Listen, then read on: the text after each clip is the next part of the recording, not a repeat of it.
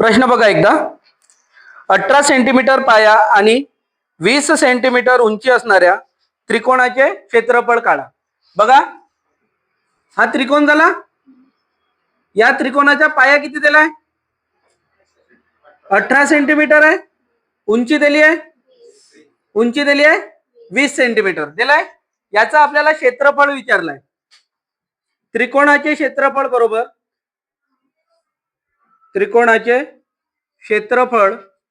बरोबर काय ते हाफ इंटू पाया गुणिला उंची.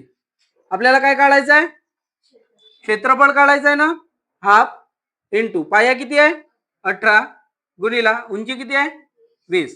कटत आहे ना. इथं किती आले? 10 आले. 18 गुणिला 10 180 सेंटीमीटरचा वर्ग आला. सगळ्यांचाही समजलं ना. नेक्स्ट लिहा.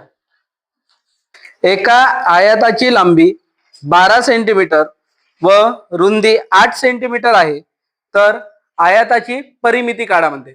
परिमिती विचारलाय ना. बघा, सर्वात आधी आपण आयत काढून घेऊ. आयत काढलं. लांबी किती आहे 12 सेंटीमीटर, रुंदी किती आहे 8 सेंटीमीटर. परिमिती विचारलाय. आयताची परिमिती बरोबर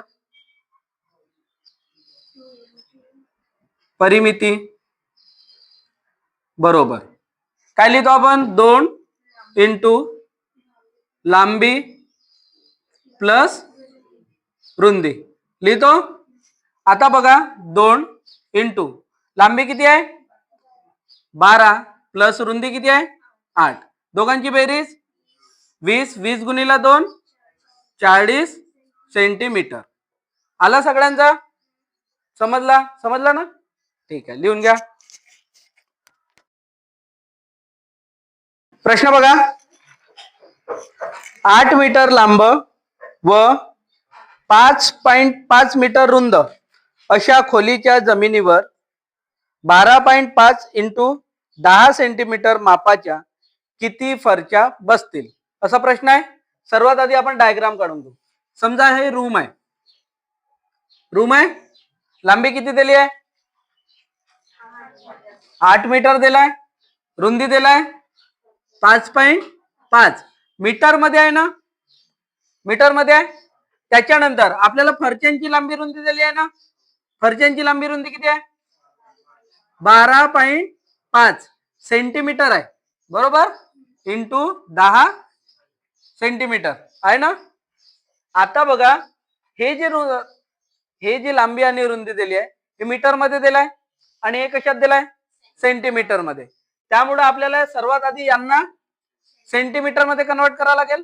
तर बघा, 1 मीटर बरोबर किती होते 100 सेंटीमीटर होते ना.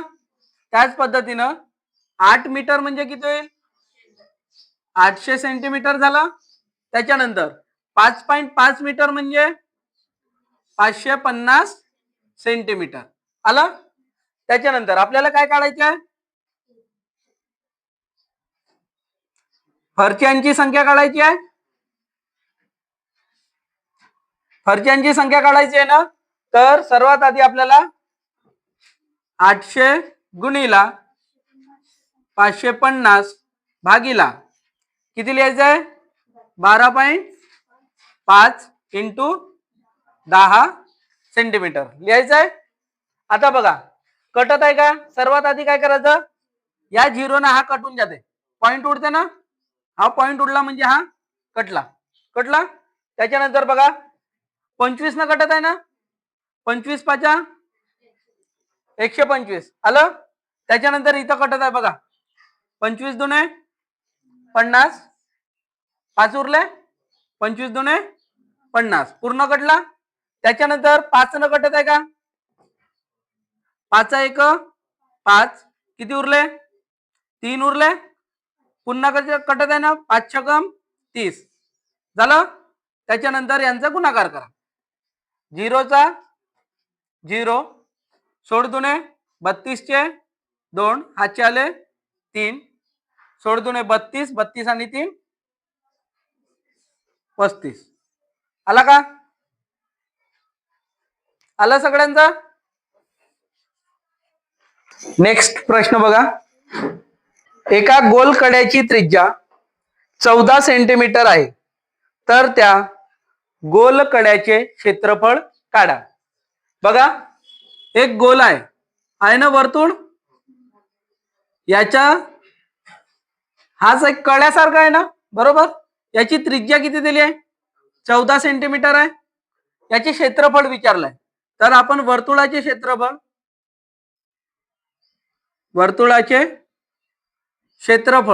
बरोबर काय लिहितो? पाय आर स्क्वेअर. पायची व्हॅल्यू किती आहे? 22/7 इंटू आर किती आहे? 14. 14चा वर्ग आहे ना, बरोबर. 14चा वर्ग म्हणजे 14 इंटू 14 लिहिता येईल. 7 दुणे 14 कटलं. 22 दुणे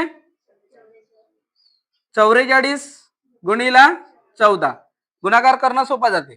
14 चौ 56.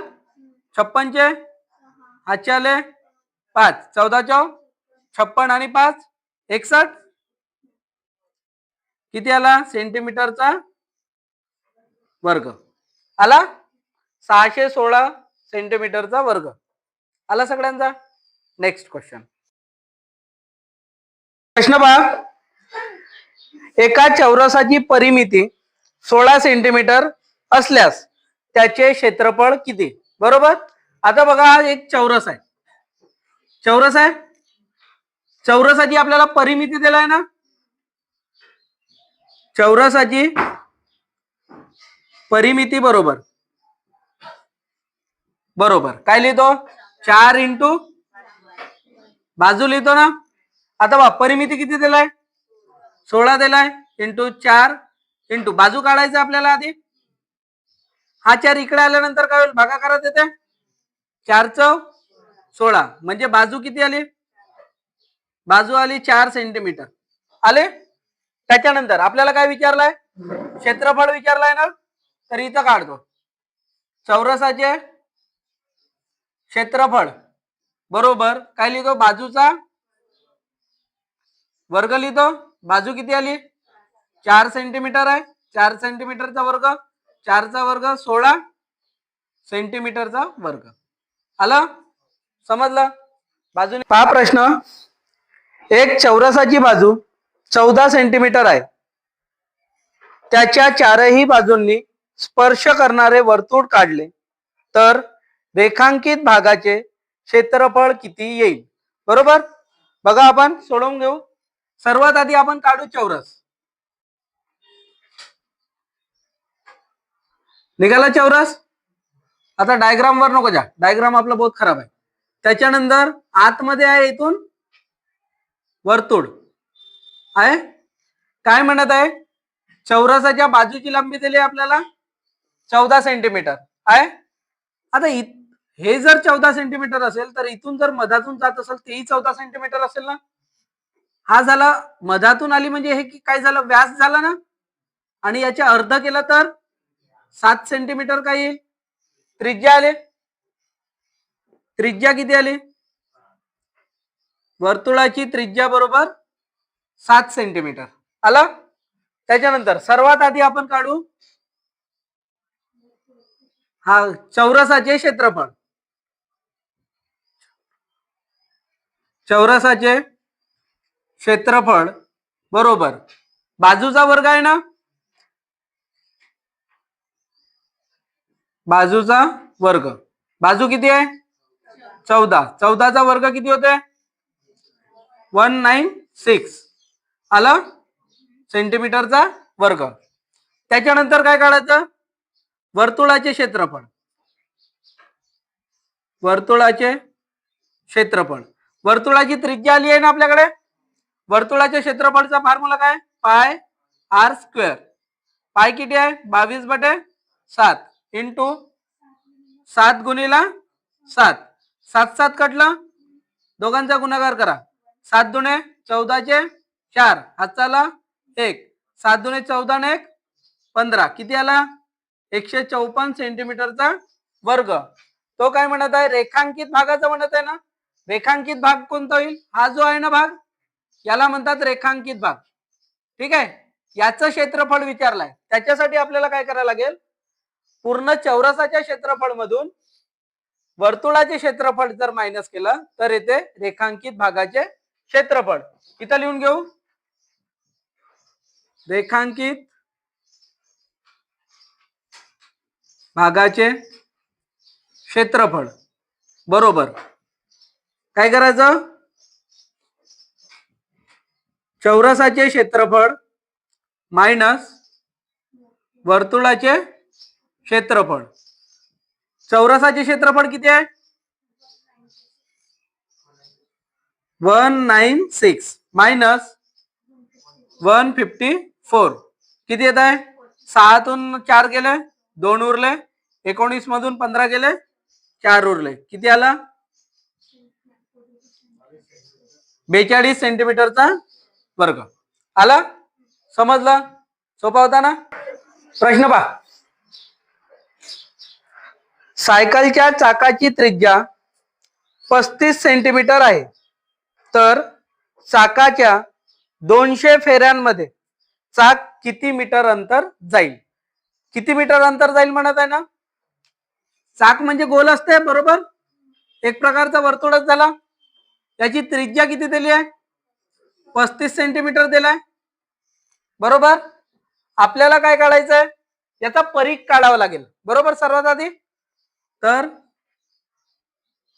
वर्तुळाचे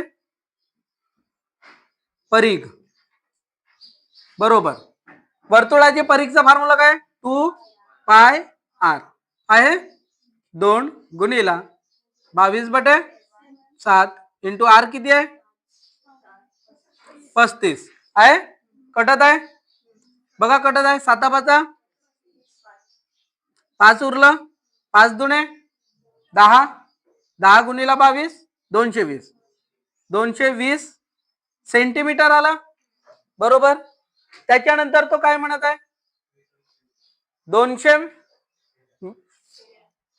200 फेऱ्या जेव्हा तो पूर्ण करते तेव्हा तो किती मीटर जाईल म्हणते बरोबर. हा एक फेरी म्हणजे 200 सेंटीमीटर होते, 220 बरोबर एक फेरी. तर किती फेऱ्या मारायच्या आहेत आपल्याला, 200 मारायचे आहेत ना. तशा वेळेस या दोघांचा काय करावं लागेल, गुणाकार. तर 200 गुणिला 220 गुणाकार करा.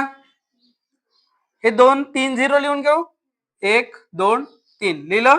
त्याच्यानंतर 22 दुने 44 सेंटीमीटर आला ना, सेंटीमीटर आला. आपल्याला प्रश्नामध्ये काय म्हटलंय, आपल्याला मीटर मध्ये काढायचं आहे. किती आला, 44,000 सेंटीमीटर बरोबर. आपल्याला मीटर मध्ये कन्वर्ट करायला लागेल, तर आपल्याला मीटर मध्ये इथं काढू.